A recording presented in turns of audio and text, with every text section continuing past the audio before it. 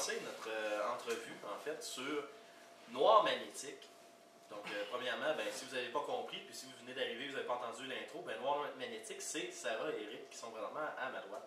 Bon, premièrement, bonsoir. Bonsoir, Andrew. Merci d'être venu à l'émission, comme je disais un petit peu plus tôt. En fait, on va commencer quelque chose de bien, bien simple. Mettons que je connais pas Noir Magnétique. C'est quoi? Qu'est-ce que ça fait? C'est quoi que ça mange en hiver? Ben, initialement, les Noirs Magnétiques, c'est un projet qui se consacre surtout à tout ce qui est québécois, mais en termes de publicité, de jeux vidéo, par exemple, des catalogues, des sujets un peu plus bizarres, comme par exemple un album de Batman, histoire et chansons, par exemple, qui est québécois, mais en fait qui... Nanar à l'os. Nanar à l'os, nanar qui veut dire quelque chose qui est tellement mauvais que ça en est bon. Des concours avec des boîtes de céréales, avec des jeux par rapport aux jeux vidéo, évidemment. Mais tout ce qui touche au québécois, finalement. Je me rappelle, à une secousse, on peut avoir une copie du très excellent jeu Monopoly dans une boîte de céréales. Ça, ça on remonte ça à peu près 15, 16 ans. Il y a 20 ans. Il y a 20 ans environ. Mais c'était surtout par rapport aux années 70, 80, 90. Les publicités, autant vidéo, papier, donc les magazines aussi par rapport à l'informatique, aux jeux vidéo, aux jouets. Donc ça touche vraiment à ça là, actuellement. Puis on touche aussi un petit peu le côté cinéma, mais avec cette thématique-là aussi, tout ce qui touche québécois. Donc, parce qu'on est quand même au Québec, on est une population de 7 millions. En Amérique du Nord, c'est pas beaucoup. Et pour que les compagnies traduisent leur publicité pour un marché québécois, c'est quand même pas mal. Effectivement. Déjà, c'est assez fort. Alors, c'est ça qu'on va chercher présentement. Mais d'ailleurs, il faut souligner une chose, c'est qu'à travers les années, les publicités à la télé pour les jeux vidéo, en général, c'était des publicités traduites de l'américain. Mais il y a deux exceptions qu'on connaît. Intellivision, au début des années 80, avait fait appel à un des deux frères Letourneau, qui était Yves ou Jacques Letourneau, je ne me souviens pas lequel des deux, pour faire les publicités en français, les refilmer avec lui comme porte-parole. Et on a eu plus tard, au début des années 90, j'ai oublié son nom, comment il s'appelle l'acteur Jean Coutu? Non, pour Nintendo. Brouillette. Robert Brouillette, c'est ça qui a fait quelques annonces de Nintendo à la télé. Il n'était pas porte-parole pour Nintendo, mais il a quand même fait comme 3 ou 4 publicités pour eux. 3 publicités, mais il y a un record. Il a juste fait 3 publicités, mais il y a un record de nombre de publicités faites pour une compagnie, et c'est lui, tu sais, en Amérique du Nord. Et c'est ça. Il a fait 3 pubs. Ce qui est intéressant dans le cas des pubs de Brouillette aussi, c'est que contrairement à la télévision, c'était vraiment pas des pubs refilmées à partir de l'américain, c'était des pubs originales faites au Québec. Donc, il n'y a pas de version américaine ou canadienne-anglaise qui existe de ces pubs-là. C'était personnalisé pour notre culture. Oui, oui. Oui, avec une tête connue aussi dans ce temps-là. Donc, et aussi, j'aimerais ça comme une petite blog en même temps, c'est parce que le Noir Magnétique, d'où ça vient ce nom, c'est un nom d'un album de mon groupe fétiche, sans faire de jeu de mots, qui s'appelle Deform.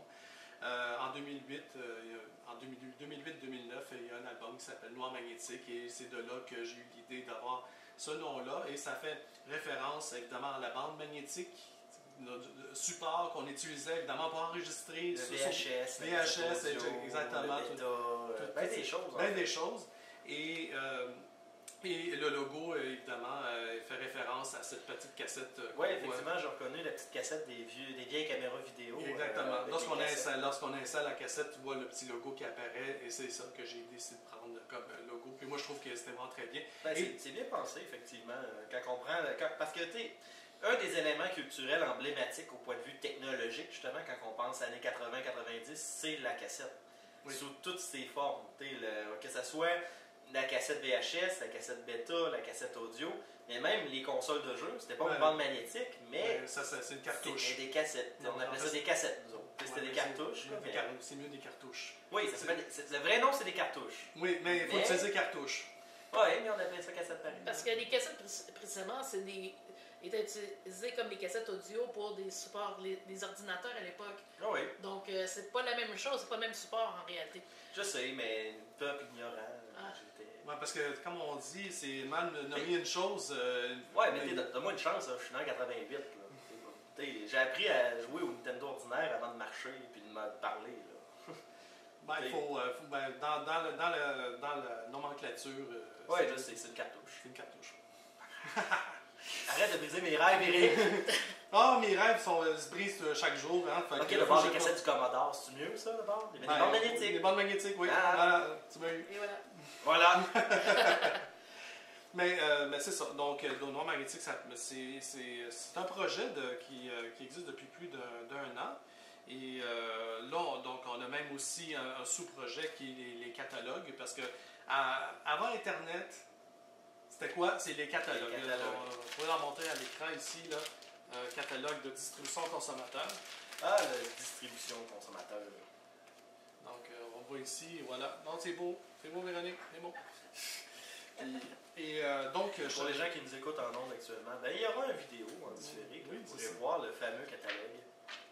Et donc, chaque jour, on les ramasse. Moi, le pire, lui que je connais le plus, c'est lui qui est en dessous de ton distribution. Non, le Sears. Le Cadeau de rêve, 97. Ouais. D'ailleurs, je pense que c'est justement lui que j'ai le plus feuilleté, le 97. Oui, le 97, c'est la raison pour laquelle, parce qu'on savait que tu avais à peu près. Tu serais dans l'âge pour avoir consulté ce catalogue-là. Et autant que du linge, c'est un gros catalogue. Parce que normalement, Sears ou distribution. En fait, plus Sears, c'est que Sears, l'automne, printemps-été plutôt, c'est que du linge. Il n'y a pas de jouets. Les gros catalogues de Sears, ça t'envoie en vente de garage ou dans le marché aux puces. Il faut que tu saches ça, c'est ça. Côté bébelle technologique, là, même joueur en général, là, c'est pas fort. C'est vraiment principalement du linge. Quitte à paraître pervers, le pire de ça, c'est que je feuilletais ce catalogue-là pour deux choses. Les petites tenues de filles. Exact. Et les jouets. Sais-tu, Andrew, que dans les prisons, dans ce temps-là, c'était ça qui servait de satisfaction. Si je suis pas vraiment surpris, en fait. Parce que c'était pas des Playboys, c'était pas des Hustlers ou quoi que ce soit, c'était des catalogues, puis c'était inoffensif pour... Ah, les caméras de l'époque. Ça a beaucoup changé en moins de 20 ans. Là, mais c'est ça. Alors, c'est un projet qui, en fait, qui est de longue date, catalogue, mais ça fait qu'un an qu'on les numérise pour Internet. Oui, c'est ça. Donc, vous faites dans l'archivage des depuis 2009 à peu près. Là, donc, avec les cassettes vidéo, on trouve des vieilles pubs de jeux vidéo. L'esthétisme des accessoires d'ordinateur, c'est vraiment beaucoup amélioré avec le temps. Un peu. Oui, les haut-parleurs. Juste la manette, là. Parce que, juste pour vous dire, le monde qui ne voyait pas la vidéo, en fait, je viens de tomber sur une page avec des accessoires. Tu sais, à l'époque où les ordinateurs, c'était des gros écrans cathodiques, là, puis tout était blanc ou beige. Ben, il y a une espèce de manette d'ordinateur qui s'appelle le PC PowerPad pour 40$. Que sérieusement, le gars qui a fait l'ergonomie de cette manette-là, s'il avait fait ça aujourd'hui, je pense que ça serait fait fusiller à l'aube, comme le veut la tradition. Puis sans oublier joystick, là, c'est de toute beauté.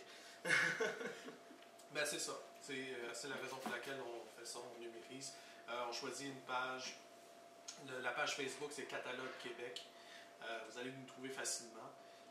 Chaque jour, je poste une page ou même deux pages. Je choisis, je regarde au hasard. C'est habituellement axé sur des jouets, des produits technologiques, des trucs geeks, des jeux vidéo. C'est vraiment là-dessus. Évidemment, on peut commencer à scanner les pages de choses de popote. Je veux dire, c'est moins intéressant. Là. Non, quoi qu'on a posté des trucs, tu sais, comme... des fois. Des fois, mais c'est ça. Mais généralement, c'est des jouets.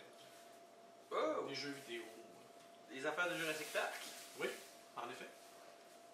Je me rappelle de ce T-Rex-là, je l'ai. En fait, il y a un jouet de Lost World, là, Jurassic Park 2, c'était un tyrannosaure qui manquait une chunk là, pour mettre le logo Jurassic Park. Quand il écrasait deux jambes, il criait. C'est merveilleux. Ben ça, tu vois, je t'ai rendu déjà trop vieux pour ça. Et moi aussi. C'est ça. Écoute, moi, quand Jurassic Park est sorti au cinéma, c'est à l'époque où les stations-service donnaient des livres et des cadeaux. Oui. Puis j'avais toute la collection des petits livres de Jurassic Park. Oui. Je les ai plus. Je suis triste. Ben, ça se trouve facilement. Tu sais, par exemple, la console PlayStation 1, modèle 2 de Sega Genesis, par exemple. Encore des Genesis en même temps, je me rappelais même pas. Et oublie pas, Ça, c'est les prix de 1995. En 20 ans, c'est pas la valeur d'aujourd'hui, c'est plus cher encore. Donc, 80 en dollars de 1995. Aujourd'hui, c'est quoi? C'est à peu près pas loin de 100 pièces aujourd'hui. Il existe en ligne un calculateur de la Banque du Canada qui permet de déterminer exactement combien c'est en équivalent d'aujourd'hui. Hey, c'est quand même 419,99 hein, une PlayStation. Oui. En dollars de 299 et Ouais, 90 non, c'est ça. américains. C'était cher. C'était intense. Fait que c'est comme ça. C'est des trucs de même. Chaque jour, les gens commentent. Puis Et ils partagent. Un 30 $ de rabais, là, Oui. sur une console, là, ça devait être excitant à l'époque. Oui, très. Non, mais c'était quelque chose, là, surtout. Ben, parce qu'à l'époque, ça c'est Noël 1995, Toys R Us offrait un incroyable 30 $ de rabais postal sur un Sega Genesis. Puis les rabais postales étaient légion dans ce temps-là aussi. Fait que il fallait vraiment remplir le coupon de retour parce que sinon tu ne recevais pas ton 30 $ ou ton 50 $, peu importe. Aujourd'hui, les retours postaux sont rares, mais ça existe encore. S'il y a bien un jeu là, que je suis sûr que son prix à l'époque, tu fais l'inflammation, c'est son prix encore actuel, c'est Earthbound. Ah, même c'est moins que son prix actuel. Ben complet en boîte, c'est encore drôle. Ouais, c'est rendu. 90, Aujourd'hui, transférant le dollar d'aujourd'hui, 200. je Parce dirais que que... je vous annonce qu'un Earthbound complet en boîte, c'est 400 $. C'est ça, ben c'est ça, je te dis, c'est moins... Puis celui-là, en moins plus, cher. c'est même pas l'édition avec le guide stratégique, là. En plus. L'édition avec le guide stratégique, ils vont encore plus cher que ça. Ouais, c'est ça. Andrew est en train de regarder tout ça. Là, puis... Avec un... Wow, Sega Saturn, ça j'en avais un, je pense. Bref. Ouais, mais c'est ça, fait que donc on va le montrer ici, là. Ouais. Non, mais la portion la plus glorieuse, c'est Lando, où il y a le Sega de Saturn dessus. C'est bon. Ah, tu Pas vois de ça? Panzer Dragoon dessus, hein? Ah ça, là, ce jeu-là, là, Panzer Dragoon, là, quel jeu mémorable, mais il se passait en 20 minutes. Ouais, c'est ça. Mais c'était excellent, vraiment. Moi j'adorais Ah oui. Panzer Dragoon. Ouais, c'était cher aussi. Puis on a le Canadian Tire aussi. Ça, c'est important, les Canadian Tire, parce que il y a un gratuit de petits prix. Là-dedans, tu as autant les outils, les fusils, les jouets, les vélos, les trucs de sport, les skis, les habillements. Regarde ça, toi. Ça, c'est en 77, 76-77. C'est vert et orange, ça, hein? C'est la belle mode, hein? C'est beau, hein? Ben, voilà. Fait que ça, donc on les ramasse, on en recherche, évidemment, on essaie d'en trouver davantage pour qu'on puisse avoir quand même un bon roulement en termes d'images à fournir. C'est chaque matin entre 7h30 et 8h30, je poste une image, puis j'ai hâte. Ah, quand même. Puis là, mettons que le monde sont curieux puis ils veulent voir un peu qu'est-ce qu'il y a déjà d'archivé. Est-ce qu'il faut qu'il aille sur Noir Magnétique sur Facebook ou il faut qu'il aille sur... Ben, en fait, j'ai déjà numérisé des sections de pages de jouets dans certains catalogues. Vous allez sur noirmagnétique.com, puis là, il y a catalogue, c'est sur Wampu. En fait, c'est un service que tu peux feuilleter C'est numérique, c'est mais numérique, t'as le c'est- feeling. C'est magazine. exactement. Donc, vous allez noirmagnétique.com et vous allez voir Wampu, quelque chose comme ça. Cliquez dessus, puis il y a déjà des sections de catalogues qui ont été numérisés, des sections de jouets, des distributions consommateurs, des feuillets, des choses comme ça. Ça existe déjà. Sinon, sur la page Facebook de Catalogue Québec, il suffit juste de scroller à travers la page Facebook. On n'enlève rien, on garde ce qu'on a scanné, puis on poste pas non plus des trucs par rapport entre deux scans. Donc, les gens n'ont pas à défiler pendant 5 minutes pour trouver le prochain scan sur la page.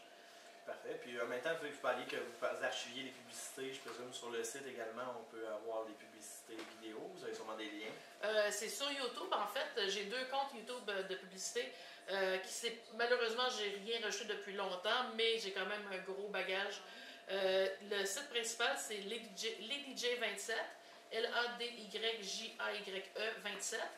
Et l'autre groupe, c'est TV Rétro Québec. Donc TV, les deux lettres, là, Rétro-Québec QC en fait. De toute façon, je vais faire simple. Oh. Je vais commencer à poster de la vidéo sur Catalogue Québec, mais quel rapport avec les catalogues. Autrement dit, les pubs de jouets, de jeux vidéo, des choses comme ça va être là-dessus. Mais c'est ça. On va faire ça comme ça parce que ça dynamise un peu plus la page. On n'est pas des experts en marketing de Facebook, mais on essaie de se débrouiller. On a 422 personnes qui ont aimé la page. C'est sûr qu'on aimerait en avoir davantage. Ça nous motive un peu plus pour en mettre. Mais bon, c'est là. Les gens vont consulter. Petit train va loin. Des fois, je connais des pages qui montent vite, rapidement, puis ils stallent. Tandis que des fois, le monde qui monte plus lentement, il monte plus longtemps aussi. Fait que il faut voir mon côté de la chose. Mais c'est ça. Mais d'ailleurs, c'est ça, ma page secondaire YouTube, TV Rétro QC, c'est là-dessus que je mets des trucs qui sont un peu moins. C'est pas nécessairement habituellement des pubs, c'est plus, par exemple, j'avais trouvé un jour le télé-horaire à la télé de Canal Famille 3 jours après le début de la station. Donc, on parle du 3 septembre 88. Donc, ça, c'était vraiment intéressant à trouver. Un autre moment donné aussi, j'ai trouvé environ une heure d'enregistrement, probablement accidentel, du téléguide, la chaîne 2 à Vidéotron, qui date de 95, si je me souviens bien, ou 96. Donc, ça, c'est des genres de trucs. Des fois, on tombe là-dessus sur une cassette vidéo. C'est intéressant à transférer parce que c'est pas quelque chose qui est facilement trouvable. Et c'est certain que Vidéotron, on s'entend qu'ils n'ont même pas ça dans leurs archives. Là. Puis, une question comme ça. Avant, dans le cas que j'ai une grande maison, qui se passe de génération en génération, j'essaie que je fais le ménage dans mon grenier. Puis je trouve des caisses de vieux catalogues et de vieux éléments là, qui pourraient intéresser le non-magnétique. Est-ce qu'il y a moyen de vous contacter? Est-ce que c'est des choses qui vous intéressent de récupérer? Via la page de Catalogue Québec, on peut être facilement rejoignable de cette façon-là. En envoyant un message privé, tout simplement. Exactement. Puis, ou noirmagnétique.com, il y a déjà des numéros de téléphone en plus qui pourraient nous... Mais l'objectif, c'est que si je vois ça, je vous contacte. Je mets pas ça dans le feu de foyer. Ou... Non. On en a sauvé quelques circulaires, comme ça. On a une circulaire de Steinberg. Je ne sais pas si tu te souviens de ça, Andrew. Il y a aussi... à tête pas le même, j'ai déjà vu une boutique qui avait encore des traces du lettrage. J'ai fait comme ouf. Oui, c'est ça. Puis aussi Provigo. Donc, la même semaine, en mai 1983, c'est un de nos amis qui nous a remis ça, puis il disait que c'était destiné pour l'allumage de feu de foyer. Là. Puis il était en très bel état en plus, 83, on monte là. Et donc on a pu sauver ça. Mais ça se peut même qu'à un moment donné, sur Kijiji, je fouille là-dessus parce que c'est là-dessus que je regarde pour voir s'il n'y a pas des gens qui postent par rapport au catalogue, s'il y en a. Et on est allé chez la madame, on a trouvé un circulaire, puis apparemment ça servit d'isolant entre une fenêtre qui était condamnée, mais qui était encore dans son plastique, la circulaire. Donc, il est resté intact pendant tout ce temps-là. Fait que depuis 1995, il est en très bel état et tout ça, donc on est allé le chercher, puis on était bien contents de... Donc, on trouve des affaires vraiment super le fun. C'est sûr que c'est beaucoup de recherche, ça ne se fait pas en claquant des doigts. Des trucs, ça nous prend quoi, 2 ans, même voire des années avant qu'on puisse mettre la main là-dessus. Donc c'est beaucoup de patience, on ne fait pas d'argent avec ça, c'est vraiment, on a du fun à pouvoir trouver les catalogues, les sauver, les numériser le plus possible parce que c'est volumineux, on fait qu'on numérise ce qu'on pense que vraiment les gens veulent voir. Puis après, il y a aussi les projets sur noirmagnétique.com, ça c'est d'autres recherches, par exemple la Alextel, le téléjeu aussi, peut-être ça ne te dit rien, Andrew, mais pour la génération des années 70-80, là, c'est vraiment des sujets que les gens ont complètement oubliés, où il y en a qui se sont souvenus, puis on dit « Ah, ils ont trouvé ça! » Je me souvenais plus de ça, ou je me souviens d'une partie, puis nous, on a fait de la recherche, on est à rencontrer les gens. C'est sûr qu'il y en a qui sont collaboratifs, d'autres non. Ça fait partie un petit peu du monde des communications. Mais on essaye le plus possible d'aller vers les gens pour essayer de ramasser ça parce que sinon ça va être perdu à jamais. Ah, c'est sûr. Et moi, vous allez trouver ça niaiseux, mais moi, quelque chose qui a disparu, qui me fait un peu la peine parce que Dieu sait que j'ai joué à ça, c'est les jeux du vidéo. Oui. Mais c'est un peu lié à ça, justement. Justement, c'est que là, je suis en communication avec une personne de Québec qui, lui, a ramassé beaucoup d'informations par rapport aux vidéos. J'ai un vidéo à la maison, j'ai les 3 télécommandes, 3 versions de télécommande. J'ai reçu des vidéos, beaucoup d'images. Il me reste encore beaucoup d'informations à aller chercher. J'ai contacté Tristan Demers, qui animait l'émission le Club des Branchés, par exemple. J'ai déjà passé dans une émission Le Club des Branchés en 93. C'est sur YouTube. Juste à faire une recherche sur Éric Saint-Cyr et le Club des Branchés. C'est pas très bon, mais en tout cas, moi je veux dire, je parle de moi. Là. et le vidéo, oui, c'est sûr que ça c'est vraiment fascinant. Ça, c'est mon prochain projet. Ça va être très ardu. Je ne sais pas combien de temps je vais passer là-dessus. Je ne sais pas qu'est-ce que je vais retrouver comme information. Qui je vais interviewer. J'ai essayé André Chagnon, le fondateur de Vidéotron. Il ne veut rien savoir. C'est ça. C'est ça l'affaire. Je vais essayer de le soutirer le maximum pour ce que j'ai comme capacité de pouvoir aller chercher comme information. Puis on verra ce que ça va donner, mais je sais que j'ai assez d'informations pour au moins donner un petit peu de souvenir aux gens qui... regarde, tu parles de vidéo, oui? Remontons 10 ans plus tôt. Le service téléjeux. Je vais t'expliquer en 2 secondes. Je ne sais pas combien de temps on a pour l'émission, mais ça, c'est déjà sur noireMagnétique.com, vous allez voir. Le service téléjeux, en fait, André Chagnon voulait pouvoir faire en sorte que les gens ne soient pas juste passifs devant leur écran de télévision, ils veulent les faire jouer. Donc, avec un technicien qui s'appelle Daniel Faye, un technicien qui vient de l'Institut Técart, etc. Donc, ils ont fait un concept de pouvoir jouer un jeu vidéo directement à la télévision avec l'aide d'un téléphone touch-tone. Okay?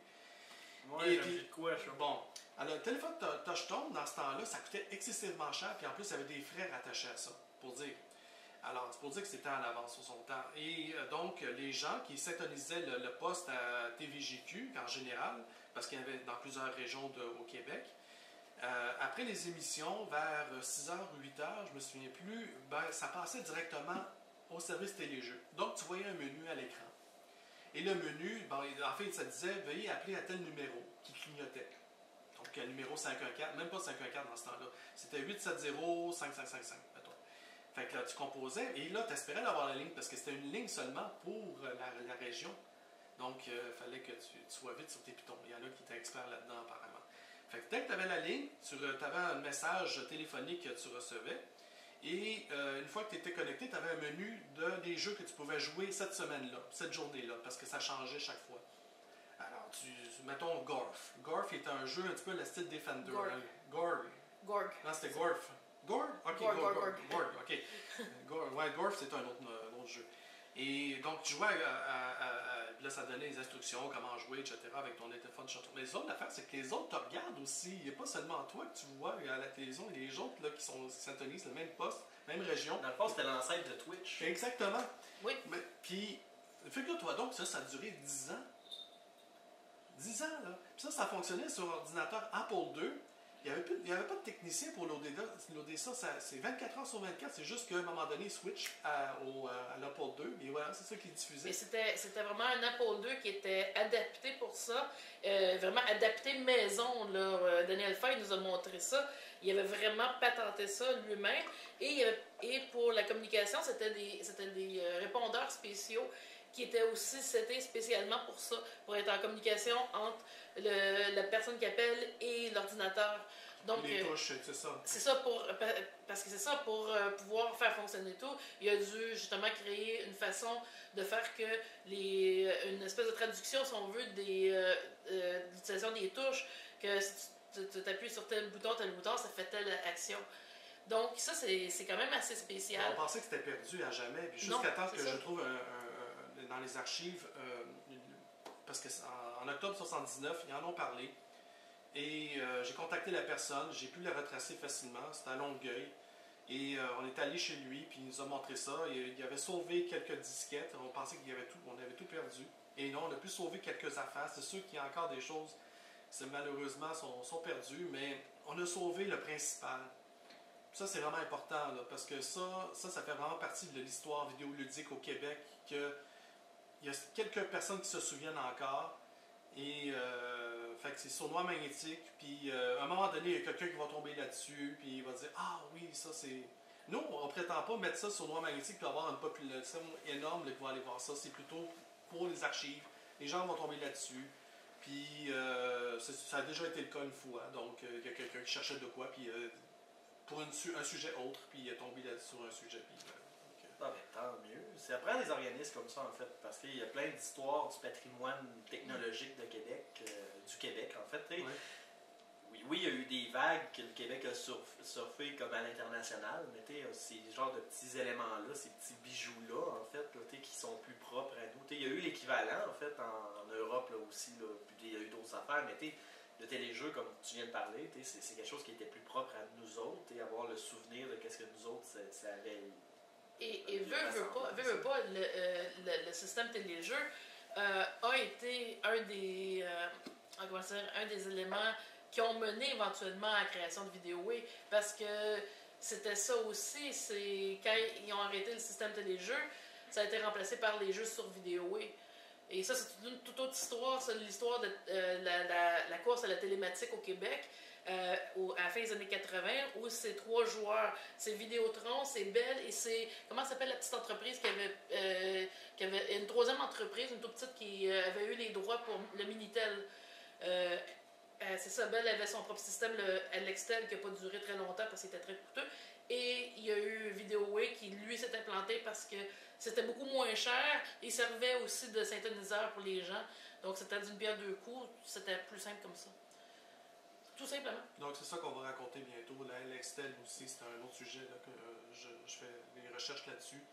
Puis, j'ai trouvé une personne qui était vraiment très proche de ça. Fait qu'il nous a raconté vraiment... Donc, il y a un paquet de projets ensemble, catalogue, loi magnétique. C'est ça. Ben, parfait. Ben, merci beaucoup de nous avoir présenté tous vos projets. Peut-être une dernière fois, répéter où est-ce qu'on peut vous trouver sur les internets pour les gens qui sont curieux. Ben, Catalogue Québec. C'est plus facile comme ça. Catalogue Québec. Vous allez juste aller en privé, nous contacter et je reçois le message. Sarah ou moi, les deux, là, oui. Administratrice aussi. Donc, on va recevoir le message puis on va vous lire avec attention. Et voilà. Parfait, bien, merci beaucoup. On va retourner en petite pause musicale et on va revenir avec les suggestions cadeaux. Juste pour vous dire, une petite pause musicale qu'on va aller chercher le nom de la musique parce que je ne me rappelle plus. En fait, on va aller avec Instalock qui fait des covers de chansons, mais à saveur jeu vidéo. Là, c'est pas Noël malheureusement, mais là, c'est comme je disais, j'ai mis 2 fois la même tune, fait que je vais laisser un petit peu de tune s'écouler. Mais bon, tout ça pour dire que c'est une tune qui a été faite pour le nouveau personnage qui a été rajouté dans Overwatch, qui est Sombra. Donc, on va aller avec ça. Également, on va aller avec les messages enregistrés des différents chroniqueurs des productions Puissance Maximale qui vont vous dire qu'est-ce qu'ils veulent pour Noël. Après ça, on va revenir tout le monde ensemble. Salut Catherine, by the way. Parce qu'il y a une étrangère qui vient d'arriver. Non, mais on va revenir en suggestion cadeau sur qu'est-ce qu'on vous suggère pour gâter les gens. Et également, on va avoir un invité très spécial qui va être avec moi là, quand on va revenir. Là. Vous allez voir, il est bavard, il ne ferme pas sa gueule. Fait qu'on va revenir avec ça. Donc, Sombra d'Instalock. Donc, tout ça pour vos oreilles. Sur les ondes de puissancemaximale.com. De retour aux Puissances Nano après cette pause musicale et ces capsules suggestions cadeaux de mes différents producteurs. Et l'invité spécial dans la capsule était Luduc, en fait, qui veut une copie de Final Fantasy XV. Fait qu'on va faire un X là-dessus, puis ça a déjà été suggéré. Et bien évidemment, vous comprendrez que les alpagas en peluche, les alpagas robotisés, les alpagas qui font de l'embonpoint, les alpagas russes, les alpagas tout court, bref. Puis les trampolines sont aussi éliminées à cause de Christian. Et sinon, ben, il y a une méchante grosse liste de 17 avenues des Pins, mais là, je ne ferai pas l'énumération de toutes les questions dit, parce qu'on aura un autre 10 minutes à énumérer des choses. Mais sinon, ben, on les en présente de nouveau. Il y a Eric et Sarah. Faut que j'en parle de. Ben oui. Un, deux, testing. Ben, on parle de ça va bien. Ça va bien. C'est bien. Difficulté D'ailleurs, technique ce je vais soir. en profiter pour me réhydrater. Attention à ma bière. Oui, attention à ta bière. Oui, parce qu'on a passé du bubble tea de pré-émission avec un petit remontant à de la boisson légèrement houblonnée. Dans votre cas, c'est de la racinette alcoolisée. Dans mon Quand même cas, presque 6%. Là. Dans mon cas, c'est du sirop noir comme mon âme, communément appelé de la Guinness, donc de la noire irlandaise. Cheers. Santé. D'ailleurs, certificat cadeau dans une boutique de bière de microbrasserie artisanale. Ah oui, c'est une bonne idée de cadeau. C'est toujours une bonne idée, ça se boit Ben, bien. il faudrait que le montant soit assez conséquent parce qu'une bière de microbrasserie, c'est en vous allant 5-6 $. Là, la Oh, bouteille. ouais, mettez un 30-50 piastres. Ouais, facile. C'est Mhm. assez pour s'acheter C'est une bonne raisonnable. caisse. Là. Mais sinon, ben, vous avez emmené des suggestions cadeaux de votre côté qui semblent être. On reste dans la thématique. Il y a du papier. On sent Oui. du papier. C'est donc c'est 3 suggestions de cadeaux pour les geeks de notre âge, là, des années 80, qui ont grandi dans les années 80 quand même. Écoute. Je suis né en 88. Puis moi, lui que je touche, là, que je dirais pas le nom parce que je vais vous laisser le présenter, il me parle. OK. Il me parle. Et je dois dire que les 3 livres sont disponibles sur Amazon, donc vous pouvez les commander. C'est pas la recherche du ciel pour les trouver, même si un des 3 est un peu plus ancien. Donc, je vais commencer avec le plus ancien, c'est Transformers Vault. Et voilà. C'est, en fait, c'était une série de livres qui était populaire il y a à peu près 5 ans. C'était ce qu'ils appellent des vaults, où tu as une présentation du sujet, mais tu as des reproductions d'images, de fascicules. Donc, c'est un peu plus 3D que juste le livre avec des images imprimées. Donc, ça couvre vraiment l'histoire de Transformers depuis la période japonaise, de la pré-sortie jusqu'au film de Michael Bay en réalité. Ah, ils ont inclus ça là-dedans? Oui, mais c'est pas une grosse section. On peut faire semblant que ça n'existe pas, puis on va être bien content. Il existe une version éditée sans ça? Malheureusement, non. Mais J'arrive pas à croire qu'ils vont c'est faire ça. un 4e film, sérieusement. Ah, je sais. Ah, en tout cas. Mais c'est quand même un très bon livre, malgré la présence de la mention des films de Michael Bay. La morale, achetez le livre, achetez les vieilles séries, puis si vous voulez une recommandation cadeau, n'achetez pas les films de Michael Bay. Et hésitez un peu pour les bandes dessinées de Marvel d'époque. C'est très inégal. On dirait que les dessinateurs savent soit dessiner des humains, soit des robots, mais rarement les deux. Je peux-tu feuilleter le livre? Oui, bien sûr, bien sûr. Le deuxième livre que j'ai à présenter, il vient tout juste de sortir cet automne. Ça s'appelle Art of Atari. C'est vraiment un artbook sur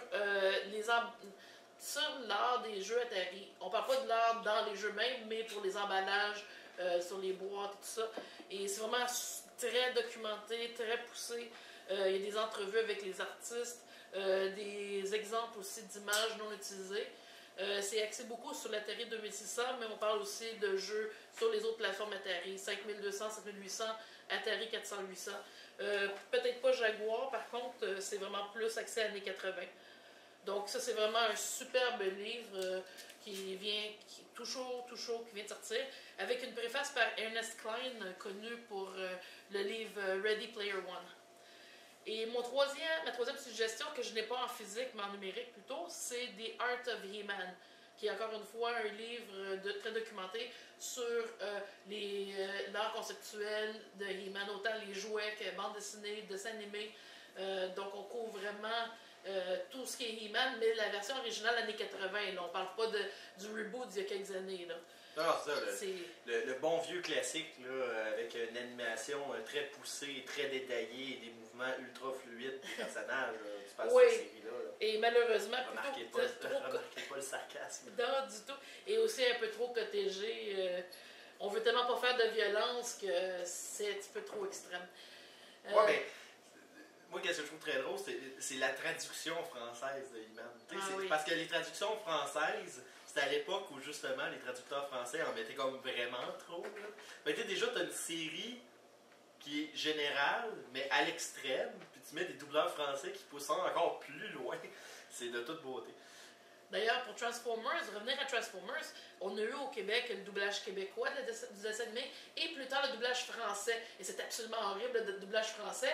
Premièrement, les noms sont pas pareils. Deuxièmement, les Decepticons venaient des Decepticans à cause du mot con dans le nom. Sérieux. Et la chanson thème absolument horrible. Nous, on a eu une traduction de la chanson thème américaine. En France, ils ont eu une chanson pourrite qui s'appelle pour la fin du monde, ou je sais plus trop. Là, mais la question, le livre Transformer Vault, est-ce que tu l'as lu? J'ai commencé à le lire. Je ne l'ai pas lu Parce que je me demande, couverture. ils disent que c'est l'histoire complète de Transformers, je me demande, est-ce qu'ils répondent à une des questions les plus importantes de la série Transformers? Laquelle? Quand Optimus Prime se transforme, d'où vient le... Ah, ce qui arrive. Le trailer. Il sort d'où? Je pense pas qu'il couvre ça. C'est vraiment plus sur l'art conceptuel. Parce que même les dans jouets les et BD, il en parle pas. Dans les films, C'est vrai. il fait de Michael Bay. Michael Bay, il a trouvé une bonne solution. Il l'a juste pas mis, le trailer. Tu sais, C'est un peu plus logique. il a juste fait comme moi, je m'avance pas là-dedans. Mais d'ailleurs, je fais juste une petite parenthèse parce qu'on parle de Transformers. Pour venir à Noir Magnétique, c'est que mon logotype, logo animé, sonne un petit peu comme transformation de Transformers, mais ça vient d'une tune de Deform, mais ça fait le bruit quasiment d'un Transformers qui se transforme. Donc, moi, c'est vraiment en lien avec tout ça. Donc, mais beau livre, par exemple. Oui, c'est Oui, vraiment, c'est vraiment un très beau livre. Très bien fait. Donc, c'est mes 3 suggestions. Les 3 existent en version physique, comme je dis, sur Amazon. Et si vous préférez une version numérique et que vous avez accès à l'application Kindle, The Art of Atari et The Art of He-Man sont aussi disponibles en numérique sur Kindle. Ah, c'est parfait, ça. Sinon, d'autres suggestions? Non, c'est une suggestion comme. Ben, parfait. Sinon, on va passer à Véronique. Ouais, là-bas, ben loin. T'es ben loin, à l'autre bout. Ça s'en vient, là. Elle suggère un chat. Oui.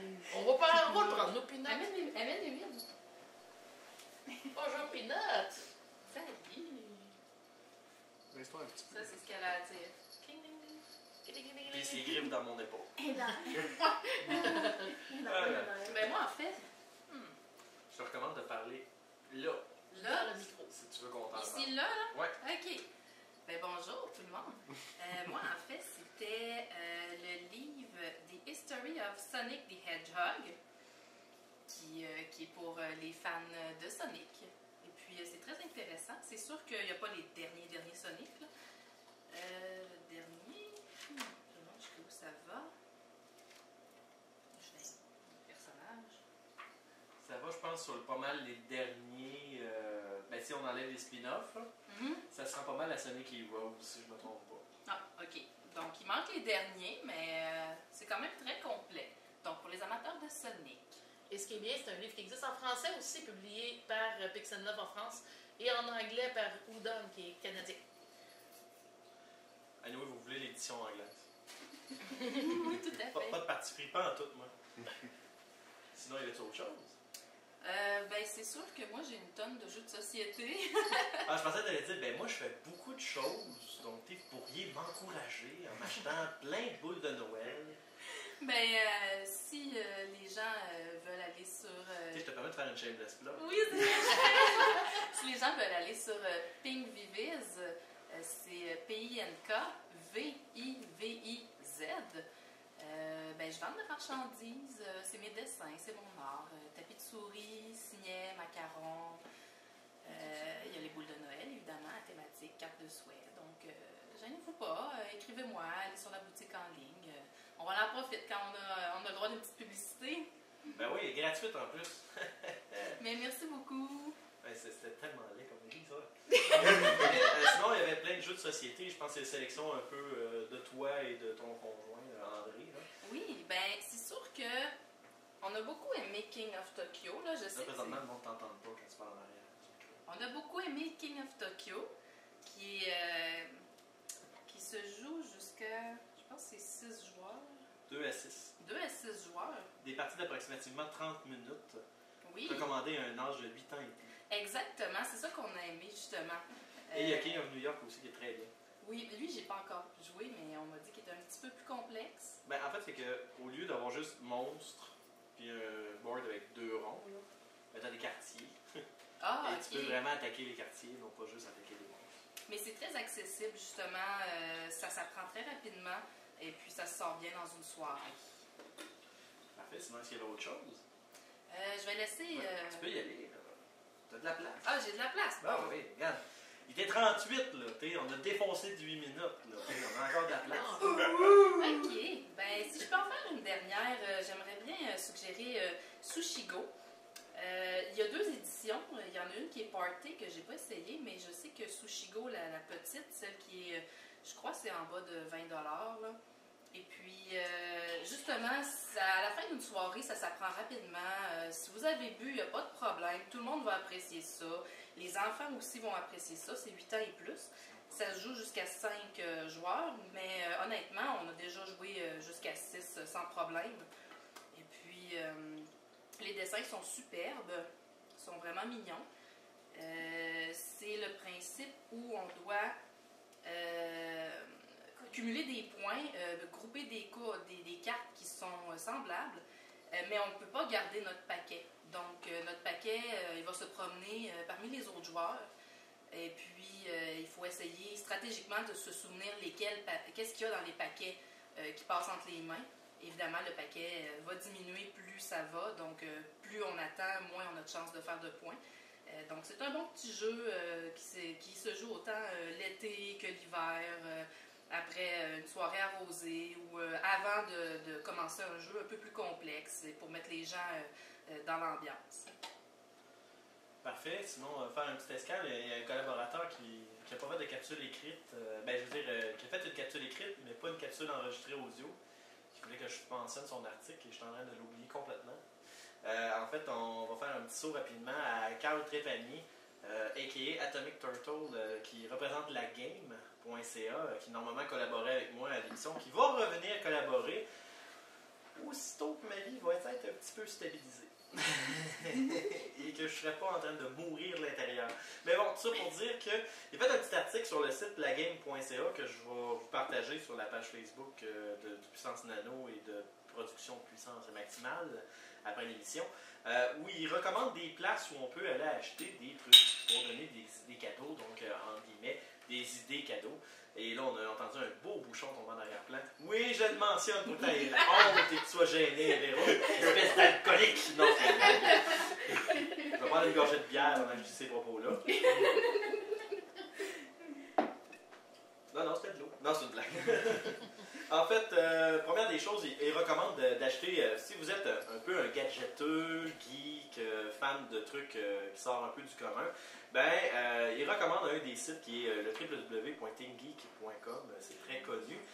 D'ailleurs, que le frais postal au Canada a baissé, puisque maintenant ils sont en partenariat avec eBay Games pour la distribution de leur matériel. Donc, si ça vous tente d'acheter des petits cadeaux geeks que vous ne trouvez pas ailleurs, vous pouvez aller soit sur le site de ebaygames.ca dans leur section Team Geek, si vous voulez savoir qu'est-ce qu'ils tiennent en magasin que vous pouvez aller chercher en boutique.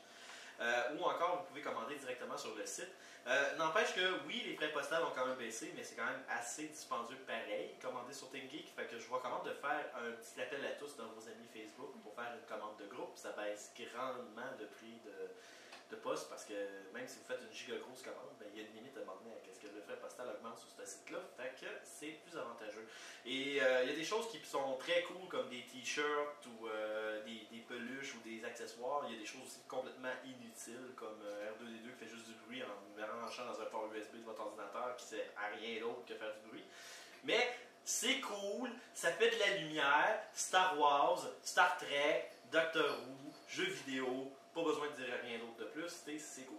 Sinon, autre site, une petite boutique en ligne indépendante qui est Shop Goods, donc C-H-O-P-S-H-O-P Goods, donc G-O-O-D-S.com. En fait, c'est une boutique indépendante canadienne, donc au lieu d'encourager un géant américain comme ThinkGeek, vous avez cette petite boutique-là qui se concentre principalement dans les chandails et les chapeaux. Mais ils font vraiment des imprimés très très cool. Donc vous pouvez vraiment avoir un chandail que vous ne trouverez pas dans un HMV ou un Walmart, puis faire plaisir à l'élu de votre cœur ou votre meilleur ami ou votre animateur de radio favori. Ça même. Puis en plus, les frais de livraison tombent à 0$ dès que vous avez un achat de 75$. Donc gâtez-vous, achetez-en à vos amis, faites un achat, make it rain avec des t-shirts, vous pouvez faire ça. Sinon, bien évidemment, si vous êtes un grand fervent de l'achat en ligne, vous connaissez déjà Amazon et eBay, que vous pouvez trouver des choses. D'ailleurs, si vous êtes fan d'achat de jeux rétro, Amazon a aussi de plus en plus une section pour des jeux usagés. Dans le fond, quand vous cherchez des vieux jeux, vous pouvez aller voir Use Game, vous avez des prix pour certains vendeurs. Par contre, je ne vous recommande pas forcément d'acheter sur ça, parce que généralement c'est cher et il y a beaucoup de contrefaçons. Mais bon, si vous êtes un acheteur averti et que vous savez comment différencier vos choses, Vous pouvez trouver quand même certaines aubaines, autant sur eBay qu'Amazon, mais ça, c'est à votre discrétion. Sinon, ben Amazon, je vous le cacherai pas, il y a des choses à l'infini là-bas. Là. Vous pouvez même acheter une canne de sucre si vous voulez, ça va à ce point-là. On peut même acheter des boîtes de céréales pour combler les frais de poste si tu n'arrives pas à 35 $. Ben oui, c'est ça. C'est ce qu'on a fait. Il manquait 10 $. C'est fou, là. À cette heure, tu peux même faire ton épicerie sur Amazon. C'est n'importe quoi. Là. Fait que tout ça pour dire qu'il y a ça. Sinon, ben, si vous êtes amateur de jeux vidéo et collectionneur de tout ce qui est en lien avec le jeu vidéo, ben, il y a GG Games et Lucky Games. Qui sont également des boutiques en ligne qui vous permettent de commander autant du rétro que du révo. Si vous ne connaissez pas l'explication, la définition du mot révo, ben c'est pour les consoles récentes. J'en ai entendu parler de ça. Hein? Non, on est trop vieux pour trop ce genre vieux, de... Hein? Non, ben, c'est que vous avez deux catégories de consoles. Vous avez le rétro et le révo. Le rétro, c'est tout ce qui est console à cartouche en tant que tel. Puis le révo, ben, c'est à partir du moment où ça passait à l'ère... on peut en débattre pas mal de celle-là, mais en tout cas. Oui, on peut en débattre parce que, tu sais, ça fait assez longtemps, mais je parle, les termes ont été nés à ce moment-là, quand les consoles ont passé à la phase CD. Puis ça, c'est à cause qu'il y avait beaucoup de noms de code de consoles que c'était Révo. Et pour Révolution, puis tatata. Fait que c'est pour ça que le terme est né là. En fait, Révolution, c'est pour la Wii. Oui, il y avait ça, mais il y avait plein d'autres affaires aussi. Mais bref, on va en pas débattre, mais on sort une autre émission, je pense. Bon, ouais, anyway. On se fera pas chier pour un terme, là. Hein?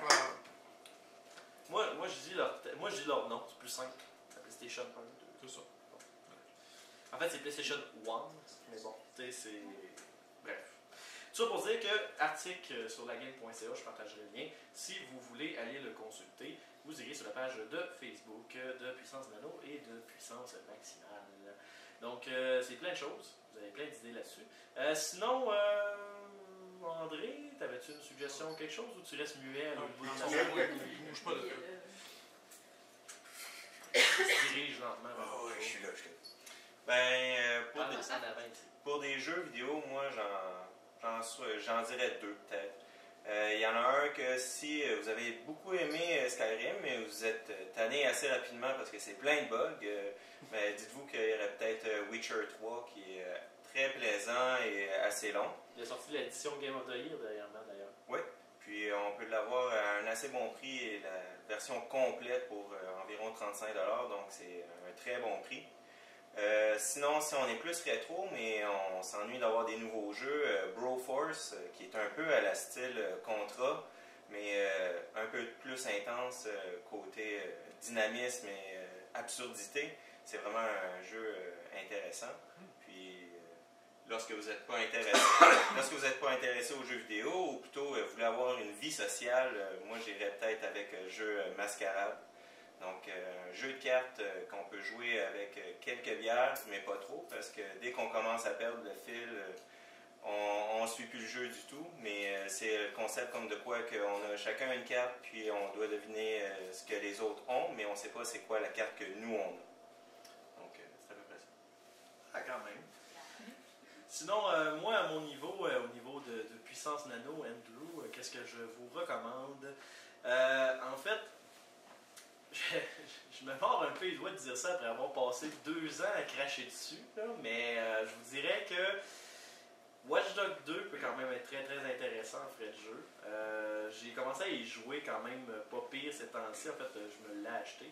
Je vais juste faire une parenthèse de même parce que j'ai pas eu l'occasion de faire une critique à l'émission. Autant que Ubisoft sont plus capables d'optimiser leur jeu à leur sortie, que c'est glitché à zèle, puis que c'est généralement fade et sans saveur. Watch Dogs 2 ont réussi à faire qu'est-ce que Watch Dogs 1 aurait dû être. En fait, à 50%. À Watch Dogs 1, il y avait une histoire intéressante et un personnage principal qu'on pouvait s'attacher. Mais une mécanique et un jeu de marde. Et là, on est rendu avec Watch Dogs 2 avec une mécanique intéressante, un jeu qui se joue vraiment bien, un niveau technique vraiment impressionnant. Le jeu sur PC avec le High Resolution Pack, c'est d'une beauté incroyable. Ça roule fluide à fond. Mais maudit que les héros sont poches. Tu joues, tu peux Ils ont dû importer le 1 en termes de. Il aurait fallu qu'ils mélangent les deux. Mais là, tout ça pour dire que Je dois lever mon chapeau. Pour une fois, Ubisoft ont quand même réussi à faire une bonne pierre, mais là, je pense qu'ils commencent à se réveiller. Là, ça va pas très bien dans leur shop, là, cet site là. Fait que là, je pense qu'ils commencent à se réveiller. Watch Dogs 2 a quand même eu un succès pas si pire. Il est mieux que le premier. For Honor, à date, il fait quand même bien parler de lui dans un bon sens. J'ai essayé la version alpha. J'avais eu un code que je peux pas rentrer dans le détail parce que j'ai pas le droit, mais je peux dire que pour une alpha, ça roulait bien, très bien. J'ai vu aussi les bêtas, ça roulait bien. Fait que j'ai comme l'impression qu'il y a un wake-up call qui s'est fait quelque part. Mais je ne veux pas parler à travers mon chapeau. Mais si c'est vrai, tant mieux. Fait que là, imaginez-vous, ça fait faire à peu près 2 ans et demi là, qu'on crache sur Ubisoft à l'émission. Et dans l'émission de Noël, suggestion cadeau, je vous dis achetez Watch Dogs 2.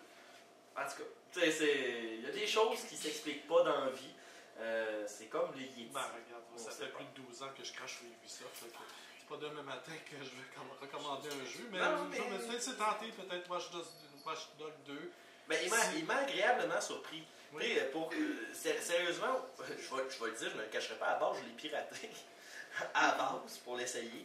Mais on parle souvent à l'émission du principe du concept de piratage responsable. Ouais. Que, mettons, tu pirates un jeu puis tu Ouais. l'apprécies de l'acheter à un moment ou à un autre. Tout à fait. Donc, je l'ai apprécié, donc j'ai fini par acheter le jeu. Ouais. Mais ça a été une grosse surprise, en fait. Parce que Watch Dogs 1, quand il est sorti, on a été tout bonnement incapable de jouer parce qu'il a tellement été mal optimisé, ce jeu-là, que je trouvais ça incroyable. Assassin's Creed, j'ai arrêté de jouer depuis un bon moment parce que c'est réchauffé à chaque fois. Fait qu'à un moment donné, j'ai fait comme de la merde, j'ai arrêté de jouer. Là, ils ont fini par mettre la série en pause.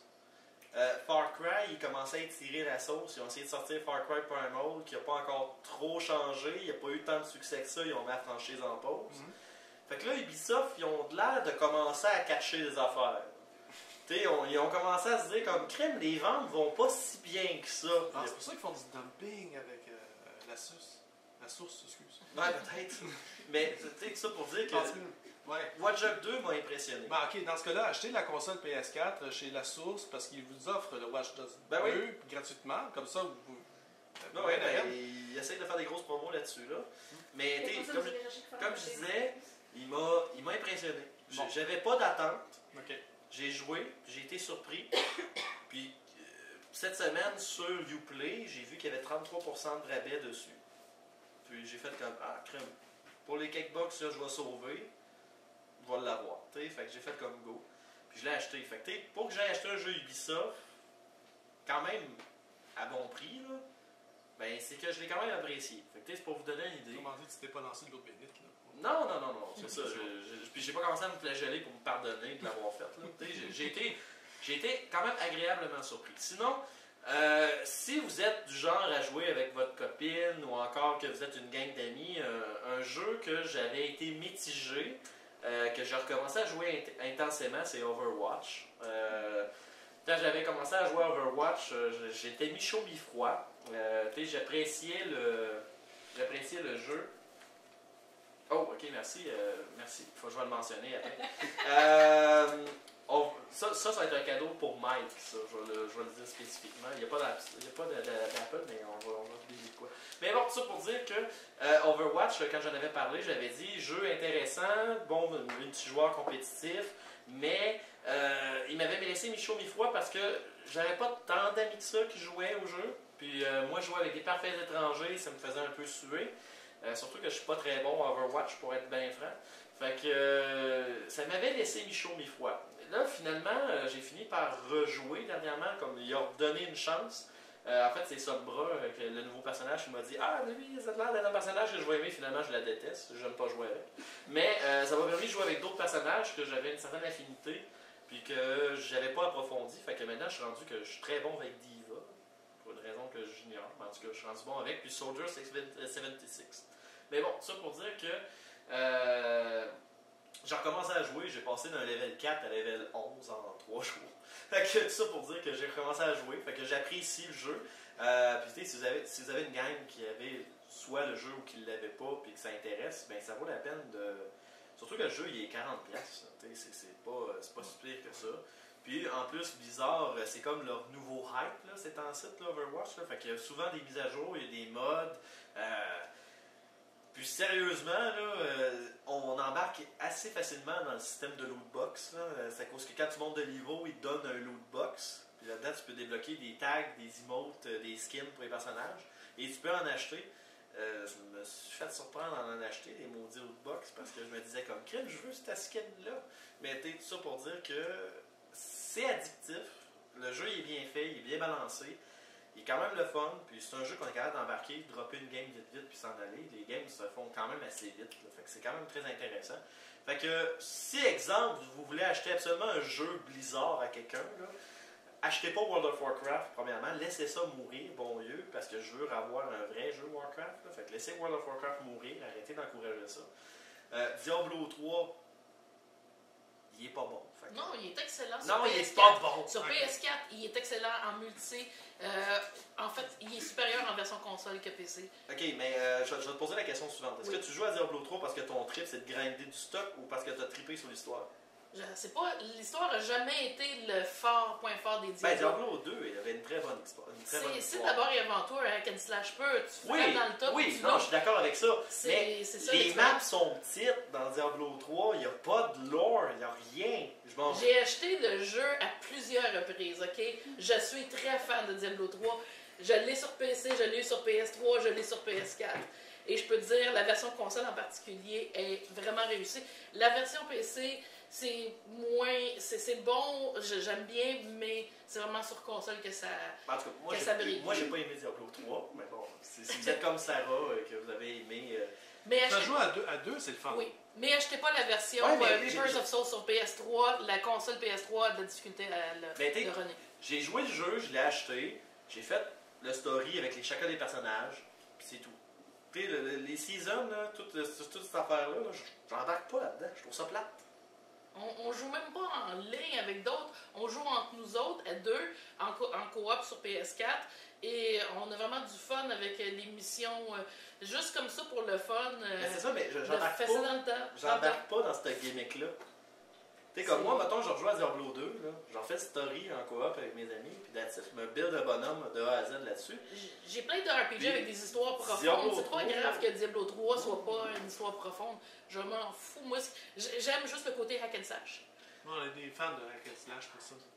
Donc, Ben, on range dans le tas. Ouais, moi, dans ce temps-là, je joue à Dynasty Warrior. Mais bon. Ouais, Ben, ça aussi. Ça aussi, dans le Mais tu sais, c'est juste que Diablo 3, je trouve que.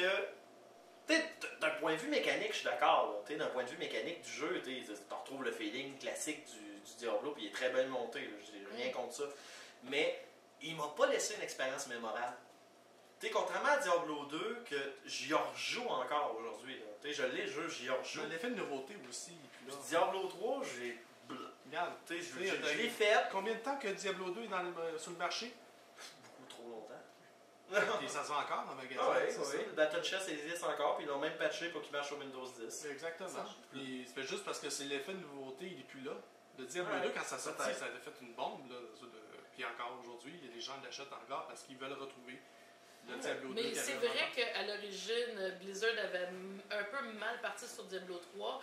Et c'est certain que sur PC, le fait de la connectivité en tout temps, même en mode solo, c'est exagéré. Mais comme j'ai dit, il est optimisé sur console. Et c'est un fait. Si l'as-tu essayé sur PS4 ou... Non, j'ai pas essayé sur console. Ok, sur console, c'est une toute autre chose. Il est vraiment optimisé pour les manettes. Puis il est mieux réussi. Et t'es pas obligé d'être connecté en ligne pour jouer. Ben, tant mieux, mais. En tout cas, j'ai des fêtes, puis j'ai pas envie de le revisiter. Ah non, mais si jamais tu as Ben, la chance de le réessayer, Oh, oui, non, essaye sur je PS4. l'essayerai. Oublie PS3, par Ah, contre, oui, on il y a de la s'entend que misère. quand t'as une PS4 puis t'as je pense les deux versions, tu peux la version plus récente. C'est clair. C'est un des deux jeux que j'ai dû faire un upgrade de PS3 à PS4 pour des raisons techniques. Celui-là et l'autre étant Dragon Age Inquisition, qui aussi sur PS3 roulait vraiment mal. PS4, c'est le jour et la nuit, puis j'ai enfin embarqué dans le jeu. Sinon, en tant que tel, au niveau des ben, comme je disais, sinon, il y a eu le Battle Chess de StarCraft 2 aussi qui est sorti. Moi, j'étais un très grand fan de StarCraft, j'ai adoré StarCraft 2. Fait que si vous avez un fan de RTS, allez-y. Puis comme je disais, Overwatch, c'est un must. Là. Si vous aimez les first-person shooters compétitifs en ligne, c'est un must. C'est une très belle réussite que Blizzard ont faite à ce niveau-là.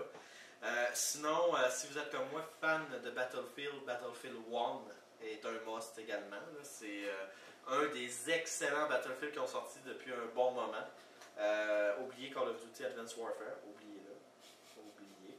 Premièrement, achetez pas Call of Duty. Là. Arrêtez, en fait. L'expression, c'est arrêter de l'acheter. Et ça va continuer encore. Il y a des gens qui vont l'acheter quand même. Vous voyez qu'est-ce qu'on parlait d'Ubisoft tantôt. Là. Faites la même chose à Activision. Ils vont peut-être comprendre de quoi.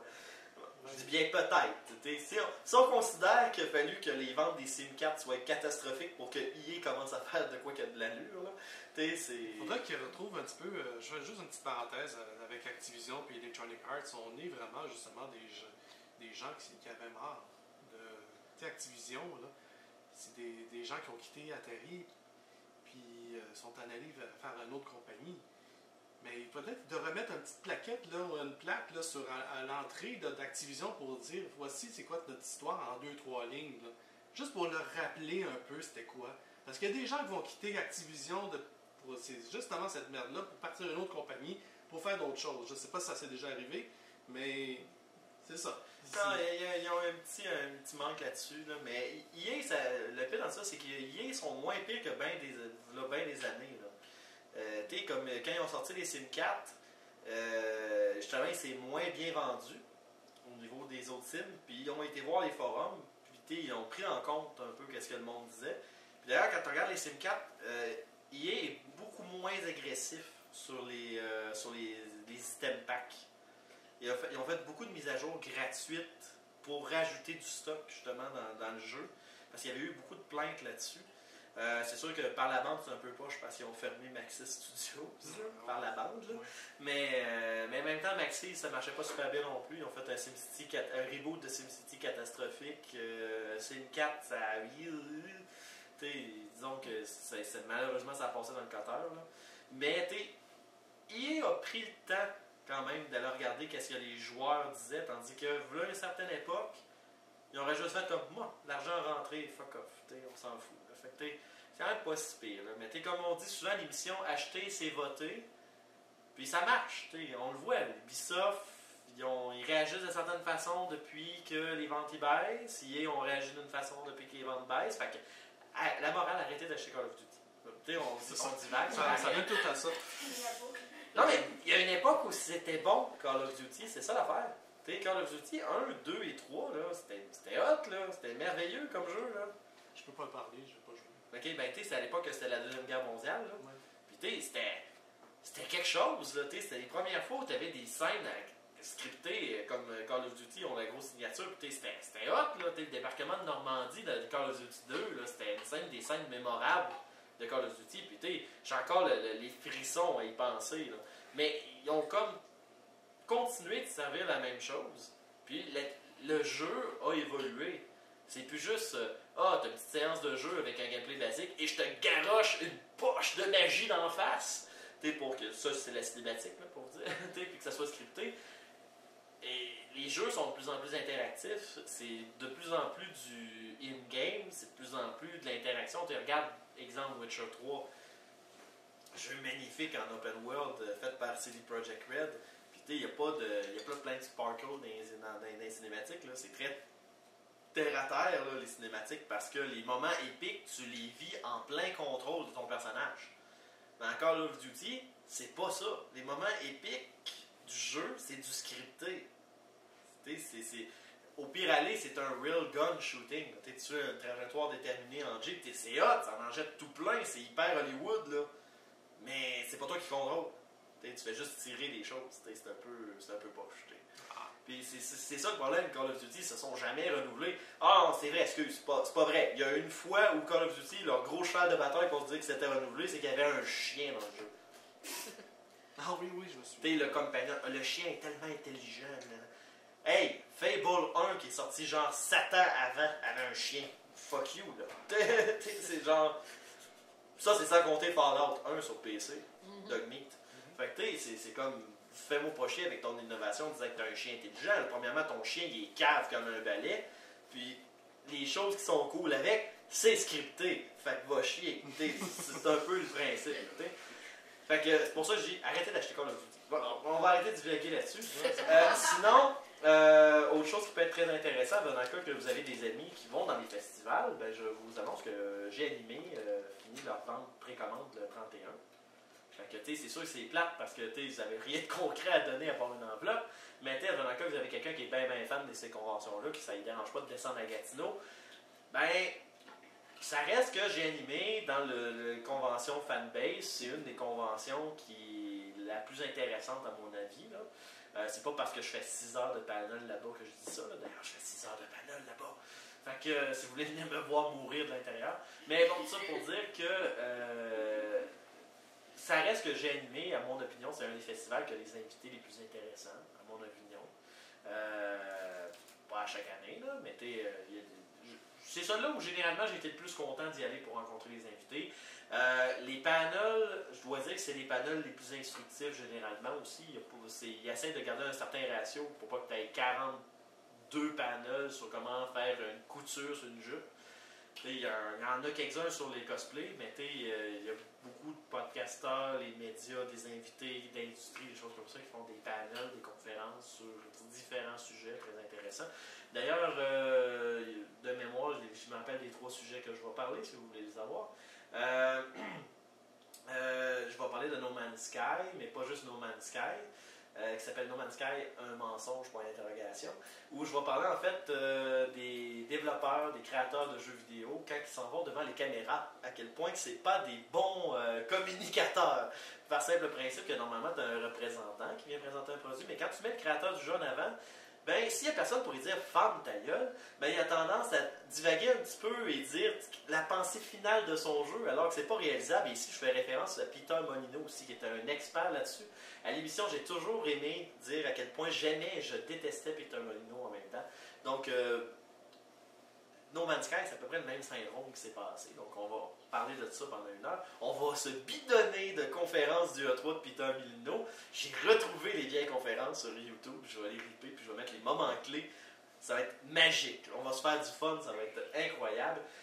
Sinon, un autre panel que je vais parler, c'est aussi la fin des grands créateurs dans les studios AAA. Ici, je fais référence aussi à qu'est-ce qui s'est passé entre Konami et Hideo Kojima.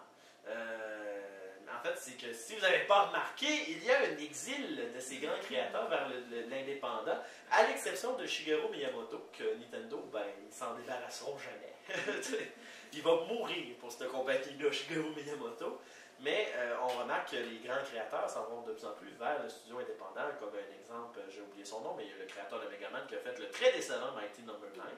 Et il y a aussi également le créateur de Castlevania, qui a son propre jeu qui a été fait sur Kickstarter, que j'ai un blanc parce que j'ai pas mes notes devant moi. Et il y a ça, donc deuxième panel. Et la troisième conférence, ben, c'est quoi puissance maximale? Donc, c'est un classique, c'est facile, on peut le faire pendant 1 heure. C'est quoi puissance maximale? C'est une web radio, mon ami, que présentement on est en train de diffuser dessus, qui existe depuis bientôt 10 ans, qui parle de tout ce qui est geek dans le sens large du terme. Donc, ça peut être sécurité informatique, ça peut être jeux de plateau, jeux de société, jeux de rôle, jeux vidéo, de la musique. On a déjà eu aussi des panels sur la culture japonaise et bien évidemment la bière, parce que la bière fait partie de la culture geek, veut pas. Ça répond à ma question, je pense. Ouais. Imagine-tu ça pendant 1 heure de temps? Non, généralement, c'est le dernier panel qu'ils mettent le dimanche, puis on a personne, généralement. Fait que, on s'assoit sur une chaise, on se met les pieds sur la table, puis on chill, là. Puis il y a une personne qui rentre, puis on dit « tu sais quoi? » Puis il fait « non », puis il parle. Puis finalement, on finit par parler de n'importe quoi. Mais bref, c'est le petit panel détente où vous pouvez venir me parler, me poser des questions sur tout, en fait. Mais en fait, aussi, il y a beaucoup de questions, du monde qui sont curieux.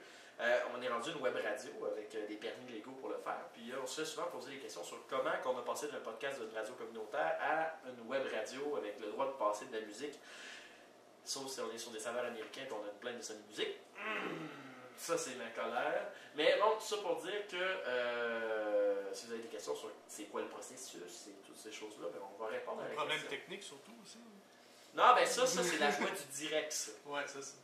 T'en remarques là qu'il y a des podcasteurs qui font du préenregistré, ils n'ont jamais de problème, eux autres. Parce qu'on a le produit final. Ben, c'est ça. Et dernière chose, en fait, pour ma part. Après ça, je vais vous donner une idée cadeau pour Michael, si vous voulez lui faire plaisir. Michael Michaud, ancien animateur de Puissance Maximale. Tout ça pour dire que si vous avez des fans de comic book, moi, personnellement, j'ai 2 gros coups de cœur ce temps-ci, que j'ai depuis au moins 2 ans, parce que je m'en parle à chaque année. La série de comic book de Teenage Mutant Ninja Turtle de IDW, elle est excellente, je vous la recommande à 100%. Il y a plein de petits hors-séries sur les vilains. C'est merveilleux, puis j'ai même acheté lors du Comic-Con de Québec le crossover Batman et les Tortues Ninja. Écoute, c'est merveilleux, c'est vraiment mauvais en fait. mais c'est tellement mauvais que ça en est bon. Puis l'image finale, c'est pas un spoiler, c'est Batman qui mange la pizza avec les Tortues Ninja. Regarde, c'est merveilleux là. Bon, merci, j'aurais pas besoin de l'acheter. Non, mais sérieusement, non, mais sérieux, je l'ai lu, c'est vraiment pénible à lire. Parce que tu fais comme, ouh, la fusion forcée là. Parce que c'est genre. Tu sais, c'est comme. T'as Shredder, ok? Puis le Foot Clan Ninja qui sont à Gotham pour aller voler des affaires à la Wayne Industries. Fait que là, Batman, il pète la gueule à tout le monde, mais genre littéralement. Puis là, t'as les Tortues Ninja qui suivaient le Foot Clan, qui arrivent là après coup. Fait que là, Batman, il fait ah, ben c'est eux autres, les hosties, qui veulent voler mes affaires. Fait que là, ils se battent entre eux autres. Jusqu'à temps que Batman fasse ah, ben ils sont mes amis! Puis là, j'ai fait comme ok, t'es pas supposé être un détective, toi. Premièrement, si tu t'es battu contre Shredder puis le Foot Clan, si on se fie à la moyenne de tes BD, tu devais bien t'en douter qu'il y a 4 tortues mutantes puis un rat qui allait débarquer dans ta ville. Ça de même! En tout cas. Fait que, ils se battent ensemble, puis à un moment donné, ils finissent par dire non, notre ennemi commun, c'est Shredder qui s'allie avec le Joker. Parce que, bref. Ok, je vois. Mais ça va pas Batman se marier. Mais sa cause finalement, c'est que tu le lis, puis tu fais comme, finalement, ils vont faire quoi? Tu sais, genre, ils ont arrêté un plan, mais tu sais pas c'était quoi. Puis tout ça pour dire que Batman fait comme, ah, le travail d'équipe, c'était merveilleux. Manger de la pizza, puis j'étais comme, quoi? Parce que, bref, pour le principe de collection, je le lis, mais c'est vraiment mauvais. Mais bon, ça pour dire que la série Tortue Ninja, c'est un must. À l'exception du livre que je viens de parler, mais si vous avez un collectionneur, achetez-le. Mais ça pour dire que c'est très hot. Sinon, ben avec Rogue One, qui est au cinéma, t'es pour Star Wars Rogue One, la série Vader, faite par Marvel depuis que ça a été racheté, c'est très bon. Personnellement, je suis vendu. Et particulièrement, j'aime beaucoup le hors-série, le one-shoot, dans lequel la personne n'a pas embarqué. C'est comme un hors-série qui s'appelle Vader Goes Down. Écoute, Darth Vader qui tue des centaines de rebelles comme si c'était rien, moi ça. Je suis sans mots. Non, c'est excellent. Puis le dessin est très très cool. Fait que je vous le recommande grandement. Si vous êtes de la région de Québec, je vous le recommande d'aller chercher à la librairie Première Issue. Parce que c'est nos grands amis et on les aime beaucoup. Puis ils sont tellement fins que depuis que j'ai déménagé de Québec, ben, ils m'envoient mes comic books par la poste chez nous. Parce que j'ai fait comme je veux pas perdre mon magasin. Fait que bref, ils m'envoient ça par la poste. Fait que je suis très content. Fait que même si vous êtes de la région ici, allez scanter les magasins et puis commander la Première Issue. Mais en fait, c'est un des plus vieux magasins de comic book de la province de Québec en fait. Et c'est un papa et son enfant qui ont ça, puis ils sont vraiment vraiment cool. Fait que si vous voulez les encourager, on les aime beaucoup à Puissance Maximale. Fait que je vous en recommande de les encourager. C'est sûr que si vous avez votre magasin de comic book dans le coin que vous voulez encourager, c'est quand même bien d'encourager l'économie locale aussi. Mais si vous n'avez pas de magasin attitré ou de favoritisme, écoute, les comic books à ta porte. Tu peux pas voir mieux. Là, fait que bref, Première Issue. Premièreissue.com. Librairie premièreissue.com. En tout cas, bref. Googlez Première Issue, vous allez le trouver. Bon, voilà. Et sinon, si vous voulez faire plaisir, là, énormément, nickel. Là, c'est un peu plate parce que là, il y a une gratuité sur le App Store actuellement, là, cette semaine, puis il n'y a pas de produit Apple. Mais bon, pour le prix qu'il coûte sur Steam, en général, pour le là, vite, achetez Goat Simulator, Mike. Son IT Steam, c'est Neoxu. Neoxu. Achetez-le, envoyez-lui-le, puis s'il refuse, persisté. Anyway, envoyez-moi le pas à moi, je l'ai déjà. Anyway. Et si vous ne l'avez pas, d'ailleurs, ça peut être un très bon jeu. C'est très drôle, en fait. Si vous voulez un jeu vraiment buggé, volontairement, et qui est n'importe quoi, Ghost Simulator, c'est un monstre. Écoute, une chèvre qui a une langue que ça colle, ça peut juste être merveilleux. T'as un auto qui roule, tu liches le char, t'accroches après. C'est beau, là, c'est beau. Puis le dernier DLC qu'ils ont sorti, c'est Goat in Space.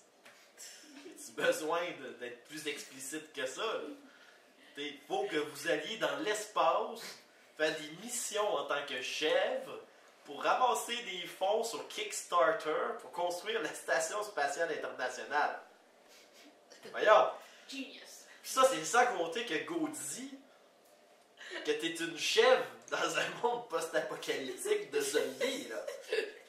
Rien de moins. Puis c'est un jeu de survie, là. Il faut que vous survivez, là. Puis sinon, vous devenez une chèvre zombie, puis là, ça va pas bien. Et ça, c'est sans compter l'excellent Goat RPG, qui est un faux MMORPG de Goat Simulator. Et si vous êtes grand fan de World of Warcraft, c'est 10 sur 10. Même look and feel. Identique, puis vous pouvez jouer en micro-ondes.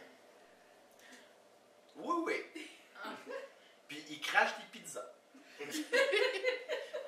Et c'est vrai, ben, en fait, vous êtes sûrement encore là en train de m'écouter dire des niaiseries parce que vous voulez savoir qui a gagné le concours de Ping Vivi. Ben, il va falloir vous armer un peu de patience parce qu'il y a une étape qu'on doit faire. En fait, on n'a aucune idée qui a gagné. Non, c'est une blague, on est préparé! En fait, c'est juste parce qu'on vous fait languir. Ben, on va aller en pause musicale de 2 chansons. Comme je vous dis, c'est pas pour aller chercher le gagnant. C'est vraiment juste pour vous faire patienter. Donc, on va y aller avec une petite toune à cause qu'un jeu, d'ailleurs un jeu que vous pourriez avoir dans votre recommandation, d'ailleurs je viens d'avoir le flash, pas sur PC, Dishonored 2, sur console récente. Si vous avez aimé le 1, c'est excellent le 2. Pourquoi pas sur PC? Parce que Bethesda l'ont programmé avec le Q sur PC et il n'est pas patché encore. Fait que si ça vous tente pas de donner un cadeau qu'à la personne a juste le goût de casser son clavier en deux, achetez-le sur console récente, Xbox One et PS4, il va avoir une meilleure expérience de jeu. Et je trouve ça bizarre de dire que le jeu roule mieux sur PS4 que PC parce qu'on connaît tous les déboires de Bethesda avec la PS4 et les produits Sony en général. Là. En tout cas, ça a l'air que c'est une chose qui arrive. Fait qu'on va y aller avec du son, Miracle of Sound, la chanson qu'ils ont faite pour Dishonored 2 qui est la tune Clockworks. Et on va aller avec ma deuxième tune de Noël qui est All I Want for Christmas Is You, mais la version métal, c'est aussi, non pas la version gamer. Le cover qui a été fait par Léo Moriaccioli. Donc, vous allez voir, ça garoche tout plein. Vous allez avoir une semi-croquante en entendant cette chanson-là. Et si vous êtes une fille, ben, hey, organisez-vous. Fait que tout ça pour dire qu'on s'en va en pause. Et on revient pour vous pour annoncer le gagnant du concours de Ping Vivi, qui va venir tout nous énumérer ça par cœur, qu'est-ce qu'il y a dans ce prix-là. Et on va annoncer le gagnant. Donc, on y va en pause sur les ondes de puissancemaximale.com. Et on revient avec Amour et Allégresse. Nano, après cette pause musicale des plus excellentes, je vous l'avais dit, hein, que la tune All I Want for Christmas, elle garoche tout plein. Véro, elle a moins trippé, mais Catherine, elle a de l'air d'avoir bien aimé ça. Catherine, qui est l'étrangère, tantôt, qui était sur le divan, que je vais hey, Catherine! Yeah! Parce que si vous ne saviez pas, on est une grosse gang là, chez Véronique. Et là, d'ailleurs, le concours de Ping Vivi, ben, c'est Véronique, en fait, Ping Vivi. Bonjour, Véro. Bonjour. Ça va bien? Oui, ça va. Puis, t'es excité? Oui, absolument. À part ton point ne marche pas. Mon poil, ouais, ça c'est une autre histoire. Non, ça, c'est l'excitation du concours. Non, on avait dit qu'on n'en parlait pas. Non, mais c'est l'excitation du concours. OK. On dira pas que t'as mis un trait de glace qui a fondu sur le rond, puis qu'en nettoyant le four, il y a de l'eau qui est en train en dessous de la vitre, puis ça fait sauter le breaker. C'est pas ça qui est arrivé. On avait dit qu'on n'en parlait pas. Non, mais fait que on c'est n'en pas parle arrivé. pas. On n'en parle pas, c'est entre nous deux. Est-ce que tu vois des milliers de gens qui nous écoutent actuellement? Non. Non, on est 6. Bon, voilà. Plus 2 demi-portions. Plus la vidéo va être diffusée sur. Ah, mais là, c'est à cause, Non, mais il va le c'est à couper, cause, c'est à ça, cause il va d'Éric, le là, que t'es trahi, là. Moi, j'ai rien. Moi, j'ai aucune preuve que je diffuse, là. OK. Mais bon, bref, tout ça pour dire, bref de niaiserie. Hey, j'ai oublié quelque chose. Ouais. Un frais de cadeau, Joking Hazard. On a fait tirer une copie. J'ai pas encore joué, mais tout le monde dit qu'il est excellent le jeu. Ok, Fait que je vais me fier aux gens qui ont joué, acheter le jeu, c'est bon. donnez-le pour cadeau. On va jouer tantôt. Fait que voilà, donc là, c'est le moment de temps entendu. D'ailleurs, je pense que je vais mettre. C'est sûr qu'il faut que tu mettes ta petite musique de Oui, concours. oui. Oui. Sinon, je vais être triste. Attends, on va la laisser jouer un peu. Imprégner l'excitation. Vous l'entendez pas du tout ici, c'est ça qui est drôle. Un peu, je vais t'apprêter. Comme ça, tu vas te mettre dans l'ambiance. Je vais baisser un petit peu le volume. Oh yeah! C'est le temps du concours. Oh. Le touchpad il est parti frénétiquement vers le bas. Ok, donc oui, concours qui a été tiré des jours à l'avance, surtout pas pendant la pause musicale. Et là, premièrement, on va faire un rappel. C'est quoi que les gens pouvaient gagner et c'est quoi qu'il fallait qu'ils fassent? En fait, ce qu'il y avait à gagner, je vais vous faire la liste. Et non, je ne m'en rappelle pas par cœur. Donc, il y avait un tapis de souris de Yoshi avec un signet Portal. Il y avait une petite pochette à monnaie de Minion. Et puis là, ensuite, vous aviez deux porte-clés, un de Creeper et un autre de Portal. Puis vous aviez un gros macaron, un petit macaron. Ensuite, kit d'autocollant Mario Bros. Une grande pochette pour les dés ou vos crayons avec une piranha plant. Un aimant de Chocobo, un Freehug qui est une pancarte pour recevoir des câlins avec Toad. Et puis, pour finir, vous aviez 3 images en format 5-7.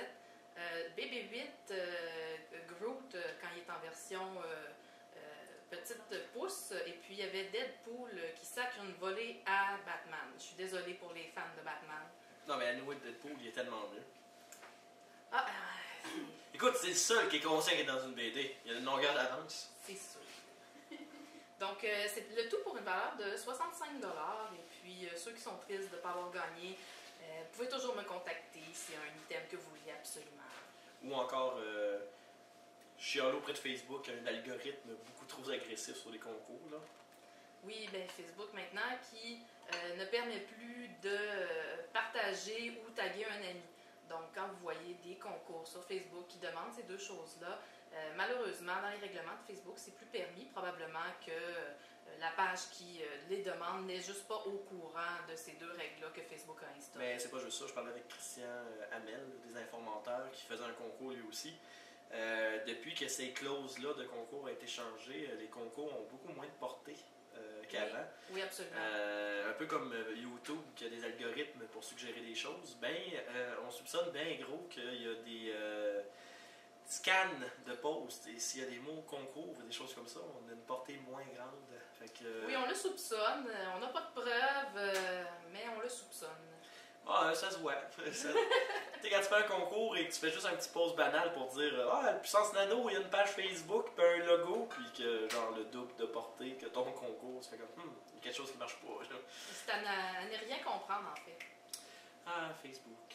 Mais bon, tout ça pour dire qu'on a eu des participations, plusieurs participations d'ailleurs. Et il fallait répondre à une question qui était pour vous, que serait votre plus beau cadeau geek? Et c'est une idée cadeau qui est un peu abstraite. Là, si vous commencez à faire vos rabat-joie puis faire comme milieu, il n'est pas un bien matériel. Écoutez, des cadeaux, des fois, c'est juste offrir du temps pour donner du temps libre à des gens. Et notre gagnant, que je vais te laisser dire le nom, mais je vais dire sa réponse en premier. Oui, bien juste pour dire tout le monde qu'on a eu des très belles réponses, ça a été un plaisir de vous lire. Il y a juste un gagnant et roulement de tambour. C'est quelqu'un qu'on connaît, c'est... Ben, qu'on connaît. C'est quelqu'un qui écoute l'émission. C'est Là, ça, je tiens juste qu'on à vous dire, rencontre. on a des témoins ici. On a pigé au hasard. Et on s'est assuré que le post en question dans les commentaires répondait bien à la question. Exactement. Et la personne qui a répondu, je vais dire sa réponse comme je disais, c'est quelqu'un qui a répondu 12 heures de plus par jour où je pourrais me reposer et gamer. Donc, vous allez me dire, ouais, mais c'est pas vraiment un cadeau, on peut pas donner 12 heures de plus à une journée. Mais vous savez, il y a des moyens de donner du temps à quelqu'un. Dans le cas que la personne en question, elle travaille, elle a des enfants ou des choses comme ça, ben, vous pouvez lui offrir, regarde, ton enfant, je vais le garder pendant la journée, prends congé et fais ce que tu veux pendant une journée. Vous lui offrir des plats préparés, je vais papoter pour toi. Exactement. Donc, il y a moyen de dire à quelqu'un, regarde, ton 12 heures de vie, là, T'as rien à faire. Pas de ménage, pas d'enfants, pas de bouffe. Tout est là. Tu peux t'asseoir dans ton fauteuil et faire ce que tu veux. Oui, parfois c'est les plus beaux cadeaux. Donc, notre gagnant, c'est Pierre Courtemanche. Et oui, qui était la réponse numéro 28. Ou 26. Donc, bravo Pierre. Bref, le numéro qu'on avait pigé. C'est ça. On va te contacter pour savoir comment tu veux recevoir ton prix. Donc, félicitations Pierre. Le tirage aléatoire a été fait sous la supervision de la firme André, Catherine, Sarah et Eric. Donc, qui ont regardé et qui ont vu que ça a été fait en toute légalité sur le site random.org et que j'ai appuyé à peu près 82 fois sur le bouton avant de tomber sur un chiffre. Fait que voilà. Donc, félicitations Pierre. Merci d'être auditeur depuis tant d'années à Puissance Maximale. On espère que tu es content d'avoir gagné ton prix. Que tu vas soit en profiter en méthode égoïste et tout garder pour toi, ou soit que tu vas partager avec ta blonde, qui sait. Oui, ou l'offrir Ou en ta cadeau. fille, ou je sais pas, moi, tu sais,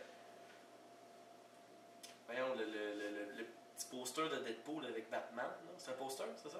Oui, c'est une petite affiche. Tu sais, la petite affiche, tu sais, si t'aimes pas Deadpool, t'es peut-être un animateur de radio qui aimerait ça, on sait pas. On sait pas. Je dis ça de même. Mais non, je te laisse ton cadeau, Pierre. Malgré que si tu veux que je vienne te le mener à Lévis, c'est mon frais de transport. Non, C'est là vous vous organiserez, là.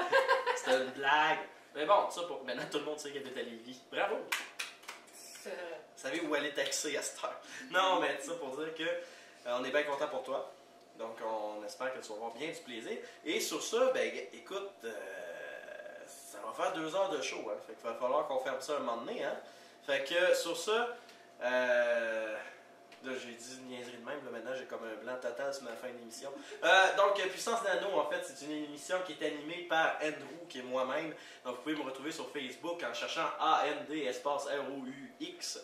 Un clever jeu de mots entre ma couleur de cheveux et mon nom. Est-ce que je me trompe ou tu as une nouvelle page? Oui, bien en fait, il y a Puissance Nano qui est la page Puissance Nano. Hein? Brillant d'originalité. Graphique d'ailleurs. Excusez-moi, graphique. Le logo qui a été fait par Gabriel Drouin Graphisme, qu'on remercie énormément. D'ailleurs, si vous avez des contrats de graphisme, vous pouvez la contacter. Il y a aussi Véronique qui fait du graphisme, mais elle est bien occupée, mais vous pouvez la contacter. Mais ça pour dire que on les remercie, tout ça, et vous avez également la page Facebook Les Productions Puissance Maximale, le site web puissancemaximale.com, que je sais que ça fait 1 an que je dis qu'il va s'en venir, mais mes vacances s'en viennent, ça va être réglé, vous comprendrez, je travaille beaucoup, j'ai déménagé, puis j'ai un chat. Vous savez tous. Le chat, c'est plus une bonne raison, là. Non, mais il est pas avec moi pour m'encourager. Ah, moi, je pensais qu'il était... Non, moi, mon chat, il ne nuit pas, moi, dans mon travail. Là. Quand je fais mes valises, il n'embarque pas dans ma valise, là. Okay. Moi, il me regarde et il fait go, va-t'en, je veux avoir le divan moi tout seul. C'est ça qu'il fait le chat. Moi, on a remarqué. Parce que tu comprendras que mon chat, c'est à cause que j'habite chez eux, c'est pas chez nous. Comme là, maintenant, je t'annonce que tu habites chez eux. Oui, on a remarqué. Mais bon, ça pour dire que si vous voulez être tenu informé de tous les événements, le festival, les émissions, nanana, c'est la page où vous devez aller parce que les productions de Puissance Maximale, c'est le hub central de tout. Vous avez nos pages individuelles, mais Puissance Maximale, c'est la place où vous avez tout. 17 Avenue des Pins, Informateur, Andrew, moi, Mike 3D, Popcorn, Kevin, Fuckers, nanana, peu importe. Tout est là-dessus. Vous allez sur les pages et en plus, c'est là que vous voyez les concours. Donc, si vous avez manqué le concours et vous nous écoutez, ben c'est à cause que vous n'étiez pas sur la page Facebook. Il va en avoir d'autres. Jamais! C'était le dernier. Non, c'est correct, je vais en faire chez nous. Bon. Non, mais c'est ça. Il faut que vous aimiez la page. Et sinon, ben, normalement, le nano va être de retour mardi. Si je peux arrêter de tousser comme un cave.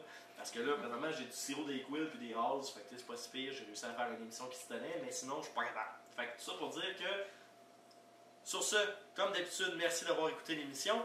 Je travaille fort pour pouvoir rétablir les podcasts. Il faut une solution là-dessus. On s'excuse. Et sur ce, ben, comme à notre habitude, j'ai pas préparé mon thème d'intro pour vous dire mon mot de la fin. Fait que je vais meubler en disant qu'on vous aime énormément, que vous êtes des énormes fans, on vous aime beaucoup et plein d'amour, joyeux temps des fêtes, joyeux Noël. Bon, voilà, fait que maintenant je suis prêt. Donc sur ce, je vous souhaite une excellente semaine.